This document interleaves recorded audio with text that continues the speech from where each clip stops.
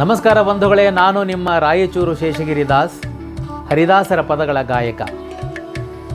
ಪರಮಪೂಜ್ಯ ಶ್ರೀ ಶ್ರೀ ಸತ್ಯಾತ್ಮತೀರ್ಥ ಶ್ರೀಪಾದಂಗಳವರ ಪರಮಾನುಗ್ರಹದೊಂದಿಗೆ ಮುಂಬಯಿಯ ಶ್ರೀ ಸತ್ಯಧ್ಯಾನ ವಿದ್ಯಾಪೀಠದ ವತಿಯಿಂದ ಮಧ್ವಾ ಐಡೋಲ್ ಹರಿದಾಸರ ಪದಗಳ ಗಾಯನ ಸ್ಪರ್ಧೆ, ಒಂದು ರೀತಿಯಲ್ಲಿ ರಾಷ್ಟ್ರಮಟ್ಟದ ಸ್ಪರ್ಧೆ ಅಂತ ಹೇಳ್ಬೋದು.